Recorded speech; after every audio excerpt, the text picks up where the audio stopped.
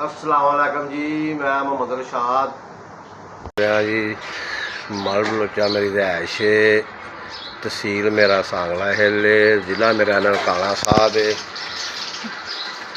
मैं अगे भी 2-3 दफ़ा ये सलाह की है कि 5.5 मरले जगह वा, अद्धी शहजाद की अद्धी नई दफ्तर की, जोड़ा है कि सरवर ग्रुप ने अपने स्टाम से लिखाया वा झूठा कि कब्जा मेरे को आ तो मैं लै लिया। तुसीं ये देख सकते जे कि कब्जा भी मेरे को रिहायशा भी साड़ियाँ अपनियां वा।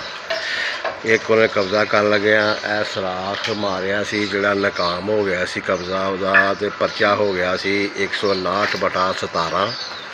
बाद फिर उन्हें कोशिश की तो 67/18 की FIR कराई, जिहदे फिर नाकाम हो गया। अगर कब्जा ये कोई होवे तो फिर की कब्जा कर पाउंदा, क्यों ये कब्जा करता, इसका स्टाम चैक किया जाए, मौके पर आके मेरा कब्जा देखा जाए।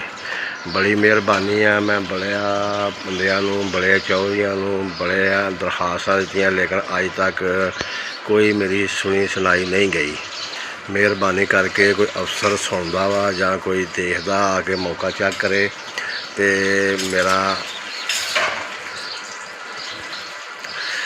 आके मौका चेक करो, उसका स्टाम देखो, मेरे मीटर के बिल देखो, अदालत के बयान देखो, FIR देखो, तो मेरी रिहाइश देखो, जोड़ा मुकम्मल तुसी देख सकते जे कि साढ़े कोल नजायज़ परेशान करते हैं।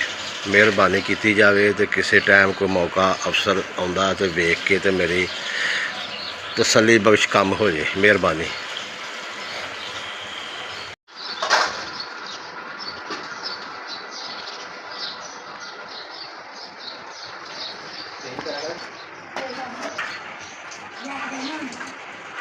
Yeah,